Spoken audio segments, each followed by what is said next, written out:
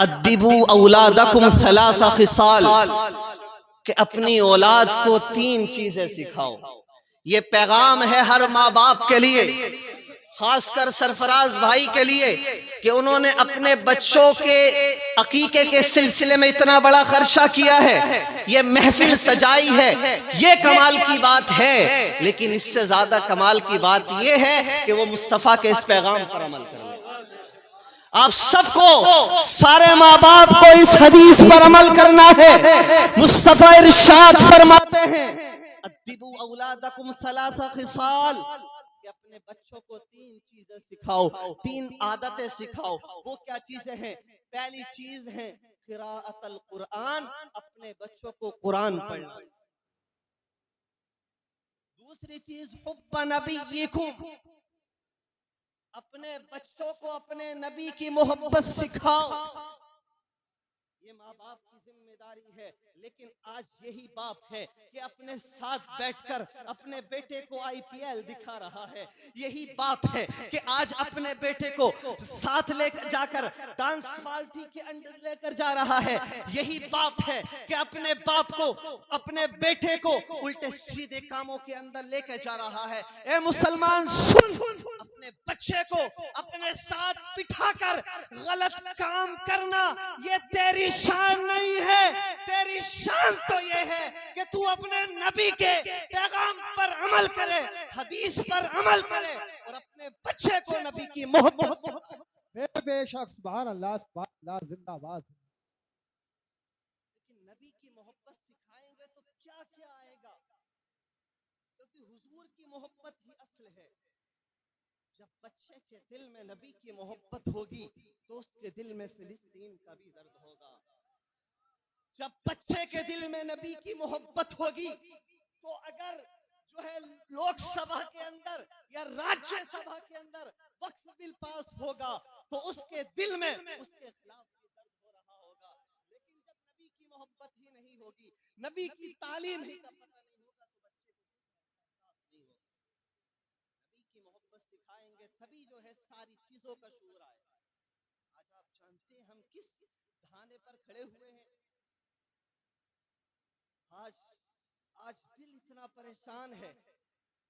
آج فلسطین کے اندر آپ جانتے ہیں کہ اسرائیل نے فلسطین کے اندر آج اتنا خطرناک حملہ کیا کہ جیسے ہی بم زمین پر آیا اور اس بم کا جو ہے اثر اتنی تیز تھا کہ لوگ آسمانوں میں اڑ گئے، ساری بلڈنگوں سے اوپر لوگوں کی لاشیں اڑ کر چلی گئی اور زمین پر وہ لاشیں آ گئی۔ لیکن اے مسلمان، آج تو ہی ہے، آج جو ہے عید سے لے کر اب تک فلسطین کے اندر 400 مسلمان شہید ہو چکے ہیں۔ آج ہی میں الجزیرہ کی عربی رپورٹ پڑھ رہا تھا، 1.5 سال جنگ کو ہو گیا ہے، 19,000 سے زیادہ بچے آج فلسطین میں شہید کر دیے گئے ہیں۔ لیکن آج تجھے غیرت نہیں آتی ہے؟ اے نوجوان، آج تو املاک کے چوراہے پر بیٹھ کر یا ملک کے قبرستان کی باؤنڈری پر بیٹھ کر آج بھی تو IPL دیکھ رہا ہے۔ تو جانتا ہے کہ پرسوں رات راجیہ سبھا اور لوک سبھا کے اندر وقف بل پاس کر دیا گیا۔ اب تو جانتا ہے تیری ہزاروں مسجدیں چھین لی جائیں گی۔ آپ نہیں جانتے ہیں بل پرسوں ہی پاس ہوا ہے اور UP کے اندر کل ہی 2000 مسجدیں اور 2000 مدرسے نشانہ بن چکے ہیں۔ آپ نہیں جانتے ہیں کہ ابھی رمضان کے اندر اتراکھنڈ کے اندر 84 مدرسوں کو سیل کر دیا گیا ہے، تمہاری مسجدیں چھینی جا رہی ہیں۔ آپ نہیں جانتے ہیں کہ ان چند سالوں میں 10 لاکھ سے زیادہ مسلمان بچیوں کو مرتد کیا جا چکا ہے، لیکن ہمیں کوئی فکر نہیں ہے۔ وجہ کیا ہے؟ وجہ یہ ہے کہ ہماری تربیت کے اندر کمی ہے۔ نبی نے جو پیغام دیا تھا ماں باپ کو کہ اپنے بچوں کو نبی کی محبت سکھانا، وہ محبت ہم نے نہیں سیکھی۔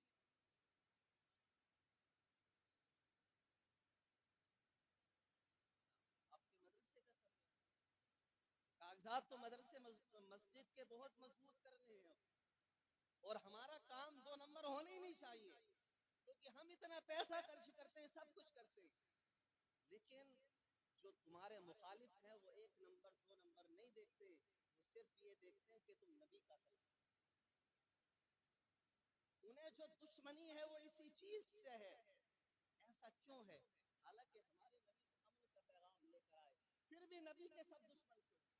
اس کی بنیادی وجہ یہ ہے کہ ہمارے آقا سچائی کی بات کرتے ہیں اور تمام ظلم کے خلاف بولتے ہیں، اور یہ جتنے ہیں سب کے سب لٹیرے ہیں، پوری دنیا ظالم ہے، جھوٹی ہے، اس لیے انہیں سچے نبی اور سچے نبی کے ماننے والوں سے نفرت۔ اپنی اولاد کو نبی کی محبت سکھائیں، اور نبی کی محبت سکھائیں گے کیسے جب خود ہی نبی کے بارے میں کچھ نہیں جانتے؟ آج اگر میں اس مجلس کے اندر پوچھوں کہ جو ہے نبی کے تمام اولاد، نبی کی تمام اولاد کا نام بتاؤ، تو شاید ہی کوئی نکل کر آئے گا جو نبی کی ساری اولاد کا نام بتا دے، چند لوگ ہی نکل کر آئیں گے۔ لیکن ابھی میں پوچھوں کہ آئی پی ایل کس نے کس سال جیتا ہے، تو جو 10-15 سالوں کا ریکارڈ ہے، ہر سال کا سن کے ساتھ اور ٹیم کے ساتھ اور کس کے ساتھ مقابلہ ہوا تھا، سب بتا دیں۔ اگر کوئی یہ عذر پیش کرے کہ ہمیں یاد نہیں رہتا، ہم یاد نہیں رکھ پاتے، تو یہ عذر اس کا قابل کیوں نہیں ہے؟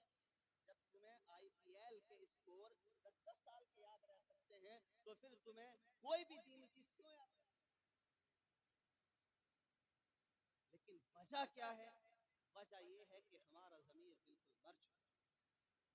اگر فلسطین کے ان حالات کو دیکھنے کے بعد اب بھی ہمارا ضمیر نہیں جاگتا ہے، تو پھر ہمیں اپنے جنازے پڑھ لینے چاہیے، اس لیے کہ میں آپ کو بتاؤں، ہم 1.5 سال سے مسلسل دیکھ رہے ہیں مصر کے اندر، ہم نے ہاسپٹلز میں جا کر جو فلسطینی مصر کے اندر آئے، کتنے فلسطینی بھائیوں سے ملاقات کی ہے، ہم نے اپنی آنکھوں سے دیکھا ہے، ہم نے الجزیرہ کی رپورٹس کو 1.5 سال سے مسلسل دیکھا ہے، ہم جانتے ہیں، آپ جانتے ہیں۔ آئیے آپ کو تصور میں فلسطین لے کر چلتا ہوں، تصور باندھیے وہاں کے حالات کیا ہیں۔ ایک ماں ہے، اس کی دودھ پیتی بچی ہے، آپ بتائیے کیا دودھ پیتا ہوا بچہ کوئی بھوکا رہتا ہے؟ نہیں، دودھ پیتے بچے کا تو بڑا اہتمام کیا جاتا ہے، لیکن ایک ماں ہے، اس کی بچی کو دودھ پلانے کے لیے کوئی غذا نہیں ہے، اس ماں کے پاس کھانے کے لیے کوئی غذا نہیں ہے، وہ پریشانی کے عالم میں ہے، اس کا دودھ جو ہے خشک ہو جاتا ہے، اس کے تھنوں میں دودھ باقی نہیں رہتا ہے، اللہ اکبر کبیرہ، اس کو رزق نہیں ملتا ہے۔ چند دن گزرتے ہیں کہ اس کی دودھ پیتی بچی پیاس کے عالم میں، بھوک کے عالم میں شہید ہو جاتی ہے۔ ایک ماں ہے، وہ کیا دیکھتی ہے کہ اس کا بیٹا شہید ہو گیا ہے، ایک ہاتھ ادھر پڑا ہوا ہے، ایک ہاتھ ادھر پڑا ہوا ہے، سر کا حصہ ادھر ہے۔ اے مسلمان بتا تو صحیح، تیری غیرت کب جاگے گی؟ آج پوری دنیا کے اندر تیری عزت کو تار تار کیا جا رہا ہے، مگر تو آج بھی نماز سے دور ہے، تو آج بھی شریعت سے دور ہے۔ یاد رکھ، اگر آج فلسطین کا یہ حال سن کر یا وقف بورڈ کا یہ حال سن کر تیری غیرت نہیں جاگی، تو کل وہ دن دور نہیں ہے، کل وہ دن دور نہیں ہے کہ تیرے گھر کے اندر بھی یہ آگ لگتی ہوئی۔ سب سے اہم بات، یہ سارے درد ہمارے اندر کیسے پیدا ہوں گے؟ یہ سب کے سب درد نبی کی محبت سے، اس لیے کہ نبی کی محبت ہی اصل ہے، نبی کی محبت ہی اصل ہے۔ نعرہ تکبیر، نعرہ تکبیر، نعرہ رسالت، نعرہ رسالت، مسلک اعلی حضرت علماء اہل سنت حضرت علامہ سید نعیم میاں سائی قبلہ، حضرت علامہ سید نعیم میاں سائی قبلہ، نعرہ تکبیر، نعرہ رسالت، زندہ باد، زندہ باد۔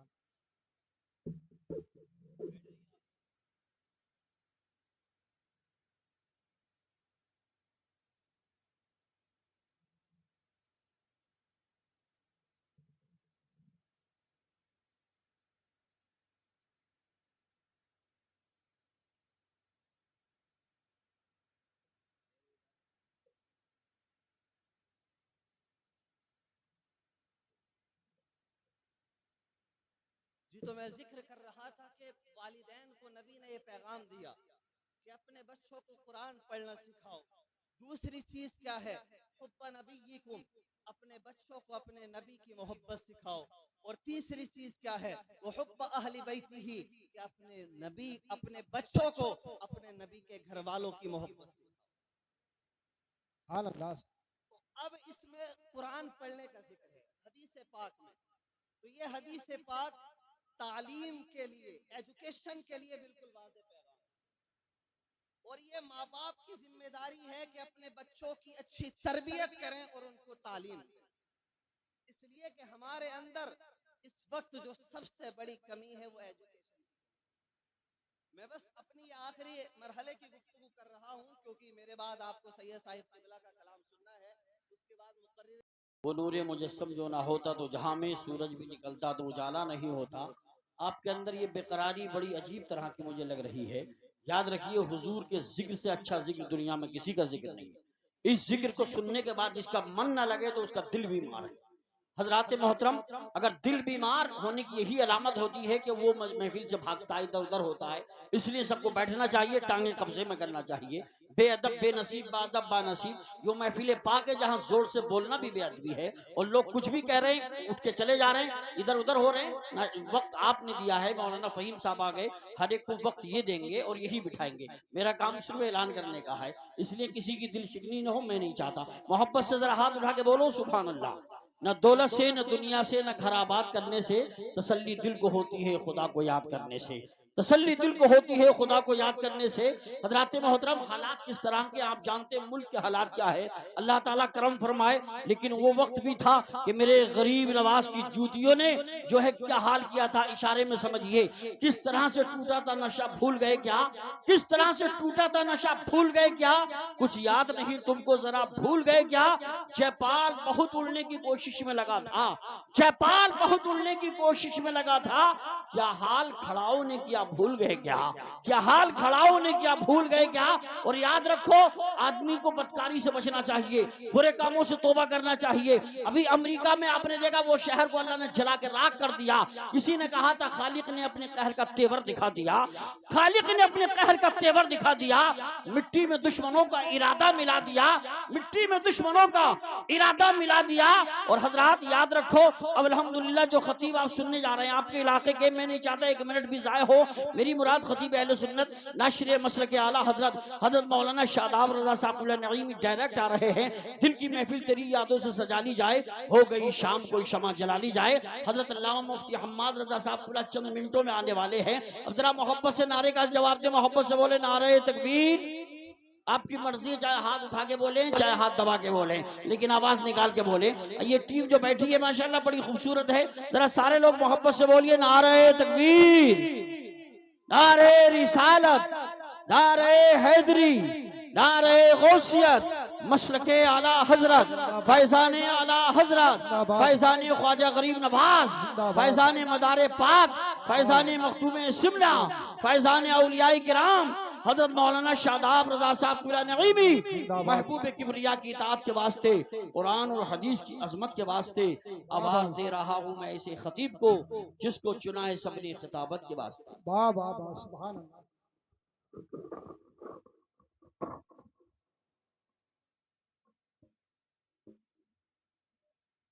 معزز محترم علماء اکرام، سامعین سامعات، السلام علیکم ورحمۃ اللہ. وعلیکم السلام. الحمدللہ، الحمدللہ الذی ابدع الافلاک والارضین،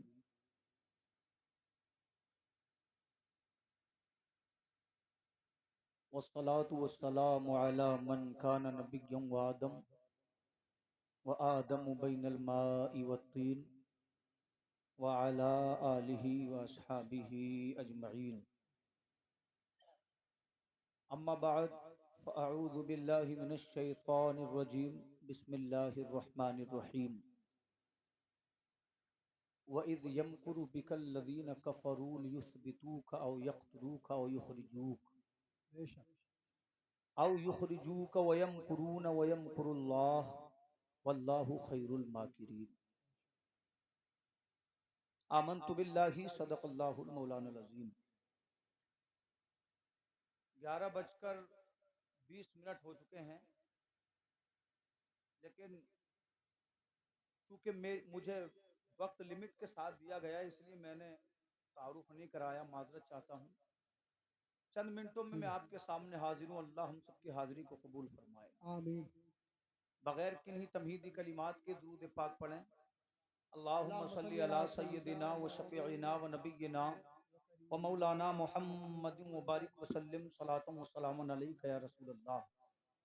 امام اہل سنت فرماتے ہیں، کروں تیرے نام پہ جاں فدا، بس جان کیا دو جہاں فدا، دو جہاں سے بھی نہیں جی بھرا، کروں کیا کروڑوں جہاں نہیں، بلغ العلا بکمالہ، کشفت دجا بجمالہ، حسنت جمیع خصالہ، صلو علیہ وآلہ۔ اور شاعر کہتا ہے، اسلام تھا اسلام ہے اسلام رہے گا، واہ بابا۔ قرآن تھا قرآن ہے قرآن رہے گا، اسلام کی گردن پر حسین ابن علی کا احسان تھا احسان ہے احسان رہے گا۔ اور میرا امام کہتا ہے، اللہ کی سرتاب قدم شان ہے یہ، انسان نہیں انسان وہ انسان ہے یہ، قرآن تو بتلاتا ہے ایمان ان کو، ایمان یہ کہتا ہے میری جان ہے یہ، ایمان یہ کہتا ہے میری جان ہے یہ۔ حضرات، میں نے آپ کے سامنے کلام اللہ کی آیت کو پڑھا۔ اللہ کلام پاک میں فرماتا ہے، میرے محبوب یاد کرو اس وقت کو جب مکہ کے لوگ آپ کو مکہ سے نکالنا چاہتے تھے، آپ کو قید میں ڈالنا چاہتے تھے، ان کی دشمنی کا حال یہ تھا، وہ آپ کو قتل کر دینا چاہتے تھے، اور وہ اس چیز کے لیے مشورے کر رہے تھے، خفیہ تدابیر کر رہے تھے، اور اللہ اپنی تدبیر کر رہا تھا۔ کون ہے جو اللہ سے بہتر تدبیر کرنے والا ہو؟